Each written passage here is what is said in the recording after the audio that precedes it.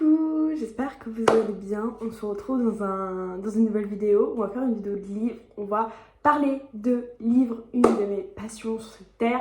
Ça fait vraiment 1 an que je ne vous ai pas publié de vidéo de livres. J'en avais fait une un jour, je l'avais montée mais j'avais pas aimé le résultat. Et donc aujourd'hui, on se retrouve pour une nouvelle vidéo. Je sais pas si elle va me plaire, mais on se retrouve pour une petite vidéo où je vais vous parler des livres que j'ai lus donc en 2024 et surtout mes coups de cœur de 2024.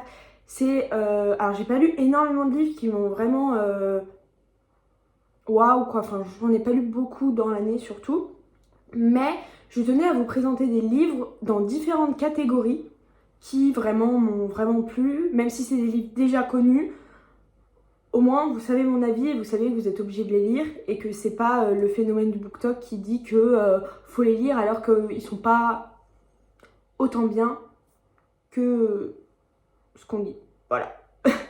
Donc, je vais diviser cette vidéo en plusieurs catégories de livres et de genres. Du coup, j'ai la catégorie des thrillers, la catégorie des développements personnels, la catégorie de la romance et une catégorie autre. Donc j'ai pas tous les livres sur moi parce que du coup j'habite chez moi maintenant, mais je vais quand même vous les présenter. Premièrement, dans la catégorie thriller, il y en a 2. Prends un livre que vous connaissez sûrement pas, c'est L'Arlequin. Du coup je vous le mettrai sûrement sur l'écran. Donc je l'ai lu pendant les grandes vacances d'été. Ce livre, c'est donc une série de 4 livres il me semble. Alors celui-là c'est le 2e, mais vous pouvez lire les livres séparés. Moi je sais que le premier je vais jamais le lire parce que c'est un sujet qui me trigger quand même pas mal. Le 2e il s'appelait donc L'Arlequin. J'ai lu le 3e et je n'ai pas lu le 4e parce que je n'avais pas aimé le 3e.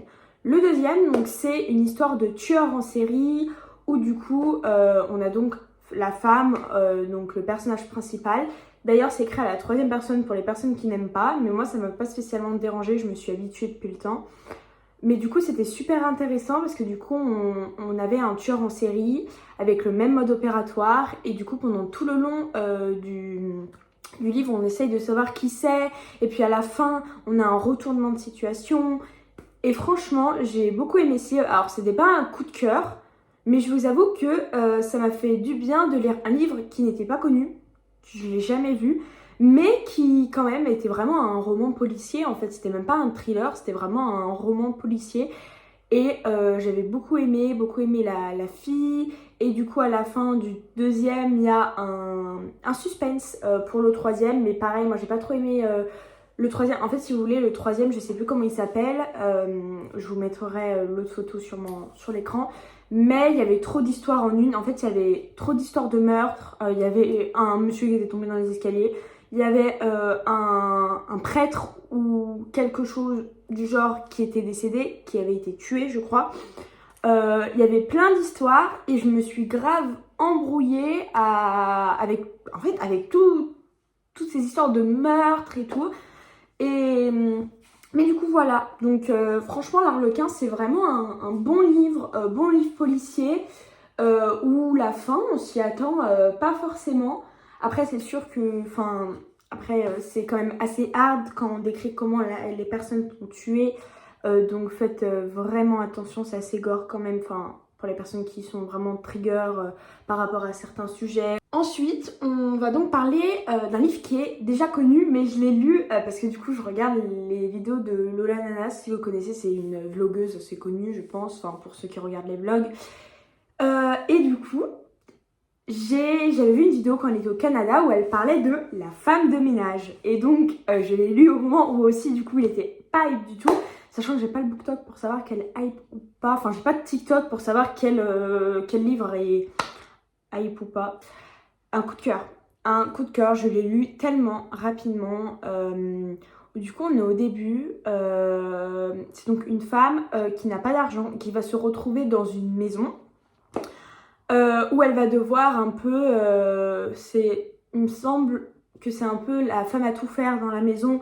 Où elle doit faire la cuisine, le ménage, elle doit faire un peu de tout. On va se rendre compte que la femme est hyper bizarre et en fait qu'elle est complètement folle en fait. Donc voilà. Et puis à un moment donné, donc on a un plot twist qui du coup m'a vraiment surprise. Et Vraiment, j'ai trop aimé la fin et j'ai hâte de savoir le 2 parce que du coup, je pense que vous pouvez les lire séparément parce que du coup, c'est des histoires différentes à chaque fois. Donc voilà, enfin avec toujours le même personnage principal, mais avec des histoires différentes. Mais vraiment, ce livre, sachez que c'est mon livre préféré de 2024. C'est un de mes livres préférés, genre vraiment, il est trop bien. Faut vraiment que ceux qui aiment genre le thriller, lisez-le, parce que moi vraiment, en ce moment, j'aime trop les thrillers. Je lis pas beaucoup en ce moment, je suis sur 2 livres, donc je vous montrerai peut-être mes livres que je lis en ce moment, je sais pas. Et puis en même temps, je lis mes livres de psychologie par rapport du coup à la fac. Donc bon, dans la deuxième catégorie, donc celle du développement personnel, j'ai seulement 2 livres. C'est du coup les 2 livres vraiment que je peux vous conseiller. Alors ils sont très connus, en tout cas il y en a peut-être un qui est moins connu que l'autre.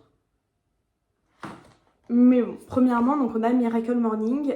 Miracle Morning que je n'ai pas encore fini, mais je tiens quand même à vous le présenter parce que ce livre, je pense que même si vous ne le suivez pas à la lettre, même si vous ne faites pas exactement ce qu'il préconise de faire, je pense que quand même il change nos perceptions de certaines choses.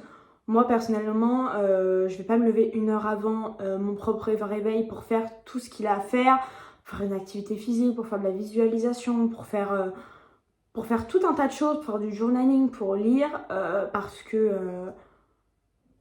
c'est pas ce qui me plaît à moi, mais il y a quand même certaines choses dans ce livre qui sont bien et qui peuvent nous emmener à devenir quelqu'un de meilleur et à devenir vraiment la meilleure version de nous-mêmes. Il parle de plein de choses, le fait de se donner des objectifs avant d'aller dormir, de former des intentions avant d'aller dormir, le fait de quand tu te réveilles, toujours faire quelque chose qui bouge ton corps pour que ça te réveille.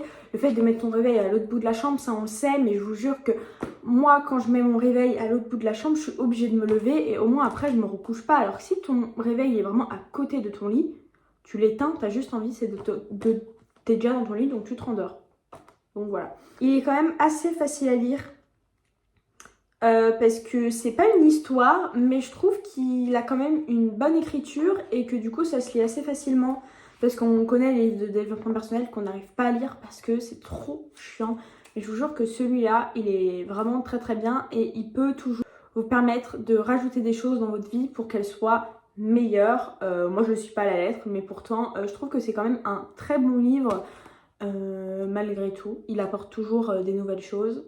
Ensuite, un livre qui m'a vraiment touchée et qui, lui aussi, m'a fait me poser des questions, m'a fait me remettre en question, c'est L'homme qui voulait être heureux de Laurent Gounel. Donc voilà, ce livre, je l'ai encore plus aimé que Miracle Morning. Ici, c'est à travers une histoire. Donc si vous voulez lire un livre de développement personnel, à travers une histoire, lisez celui-ci parce que vraiment, il est très facile à lire. Et puis, j'ai beaucoup aimé, c'était très bien écrit. Mais du coup ça montre que comment en fait on devient heureux, qu'est-ce qui fait que des fois on n'arrive pas à être heureux même si on a tout. En fait ce livre aborde plein de choses, le fait que, et c'est vrai, le fait que dès que on reçoit une critique qui est souvent non fondée, on commence à croire cette chose et on commence à croire que c'est la réalité alors que elle a été dite qu'une seule fois et du coup c'est ce qui bousille notre vie et du coup on va se voir d'une mauvaise façon, on va avoir peut-être des baisses de manque de confiance en soi, on va détériorer notre propre perception de nous-mêmes, de la réalité. Et le problème c'est que les autres vont nous percevoir eux-mêmes comment nous on nous perçoit. Et aussi il aborde le fait de l'échec, sur le fait que nous on voit que nos échecs et on voit pas forcément nos réussites. Et c'est tellement vrai parce que quand on échoue une seule fois, on a l'impression qu'on est voué que à l'échec sur ce sujet, alors que on est enfant, on apprend grâce à l'échec. Et on apprend toujours grâce à l'échec. Quand tu es petit, tu vas apprendre à marcher et tu vas tomber 46 000 fois avant de savoir marcher. Et du coup, c'est grâce à l'échec que tu vas pouvoir marcher et pouvoir tenir tout le temps sur tes pieds après. Et la réalité devrait être comme ça. L'échec nous permet d'apprendre et c'est toujours ce qu'on nous a appris. C'est le fait que l'échec va nous permettre de savoir nous relever et de savoir ce qu'il faut faire, de savoir où on s'est trompé pour pouvoir réussir la prochaine fois. Et je trouve que c'est vraiment un livre super important. Ensuite, on va parler de romance. Cette année, j'en ai pas énormément lu parce qu'avant c'était vraiment mon genre de prédilection. Vraiment, j'aimais trop la romance. Maintenant, ça m'a vraiment saoulée. Vraiment, j'ai lu L'As de pique de Morgane Moncomble. Donc, je l'ai lu bien après de L'As de cœur que j'avais lu il y a 2 ans, il me semble. C'est pas du tout la même chose que L'As de cœur. C'est quand même chill. Vous allez pas retrouver, il me semble que ça se passe à Las Vegas. Vous allez pas retrouver le monde de Las Vegas, le monde du poker, avec vraiment énormément de tensions, etc. Pas du tout, pas du tout, pas du tout, pas du tout, ni un Enemy to Lovers, c'est pas vraiment du tout la même chose. Parce qu'il y a beaucoup de gens qui, je pense, n'ont pas aimé l'As de pique parce qu'ils l'ont lu directement après l'As de cœur et qui pensaient que ça allait être la même chose. Pas du tout, ici on parle donc de Daisy et je sais plus le nom de l'homme, désolée. Daisy est une personnalité publique, c'est une chanteuse, voilà, je cherchais le mot.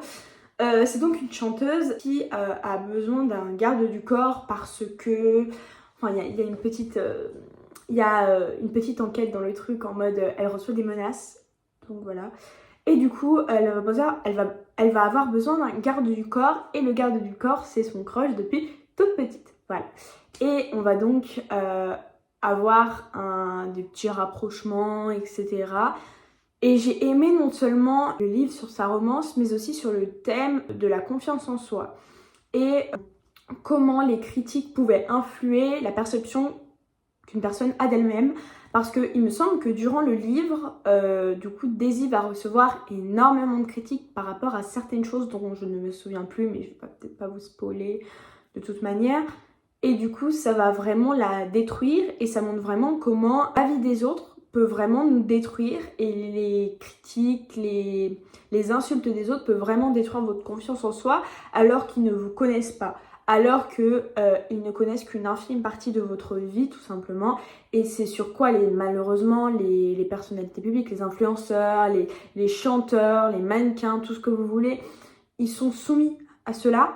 Mais ça n'empêche pas que c'est des personnes humaines et que du coup, quand déjà tu as une base de confiance en toi qui est très peu solide et que tu reçois les genres de critiques qu'elle avait elle-même reçues, ça te détruit.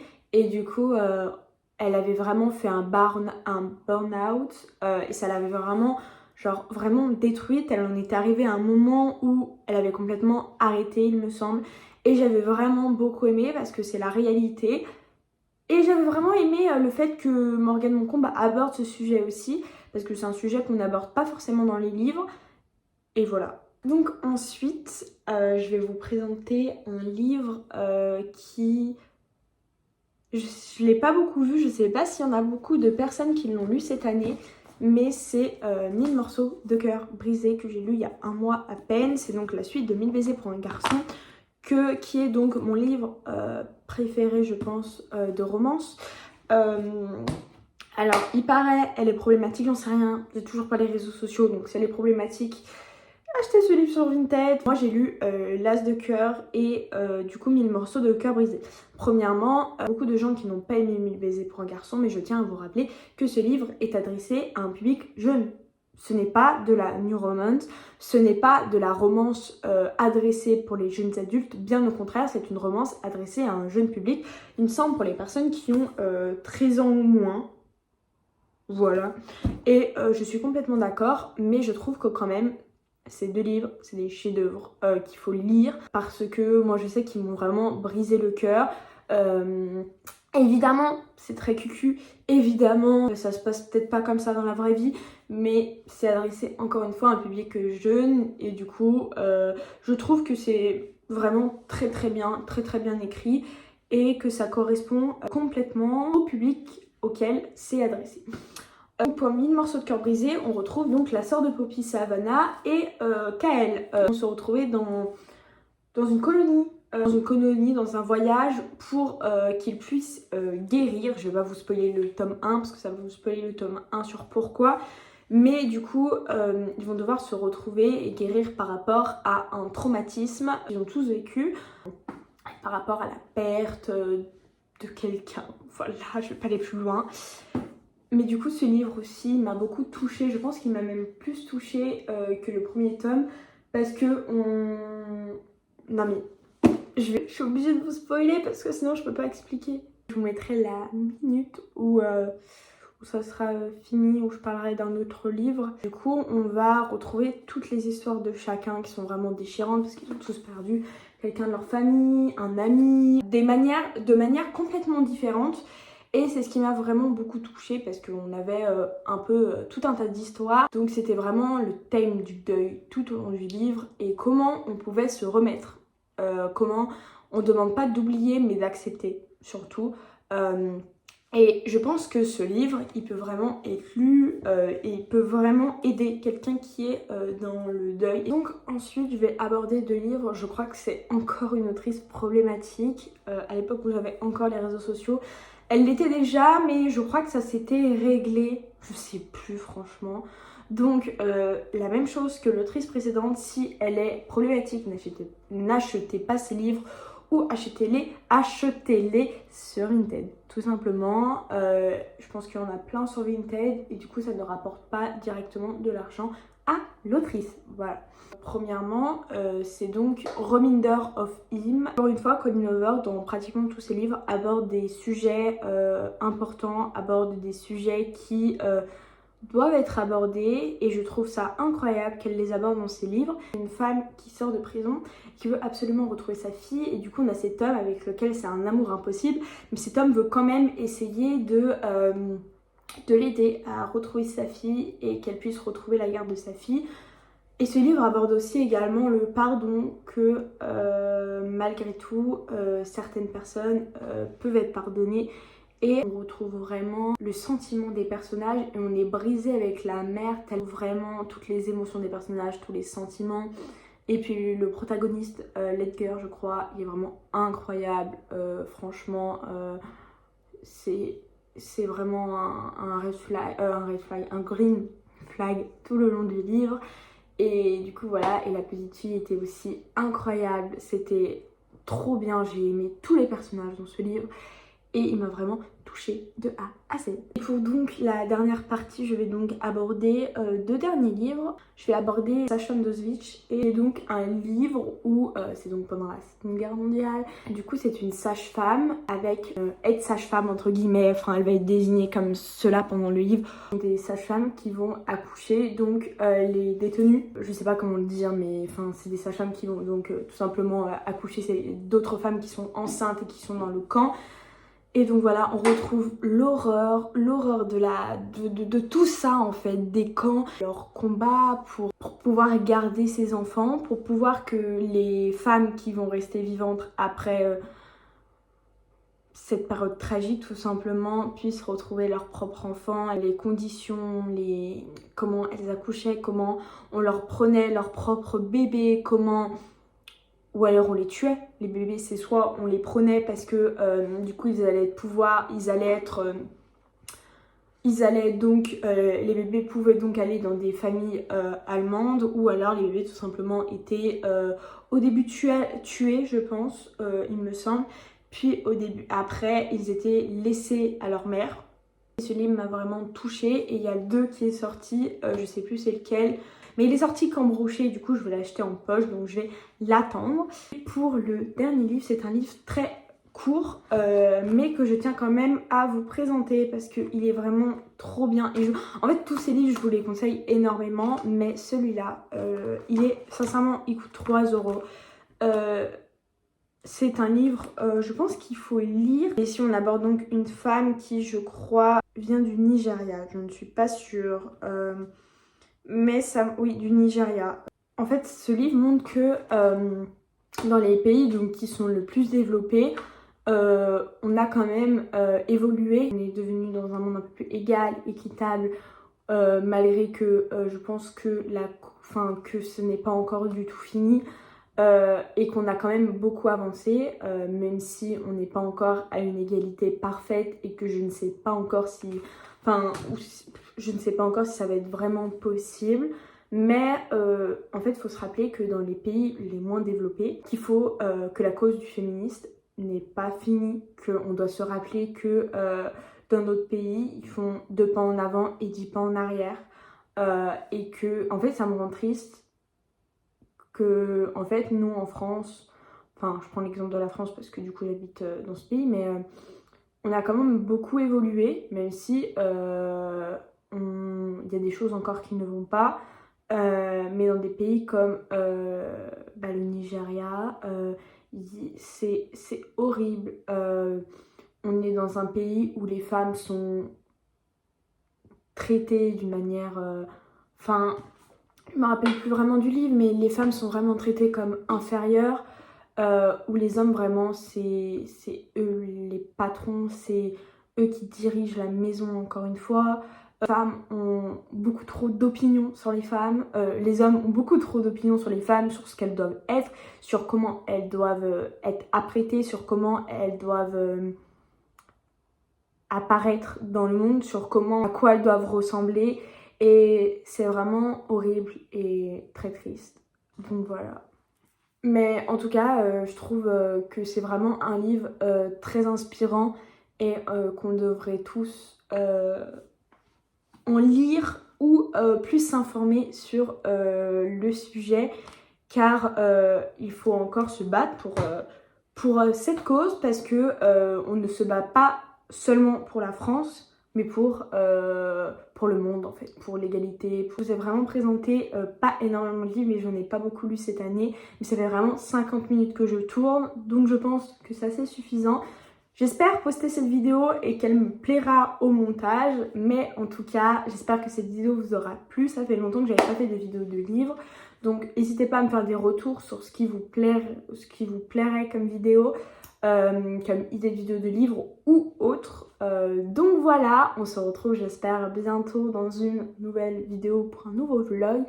Et puis merci pour le visionnage et à bientôt.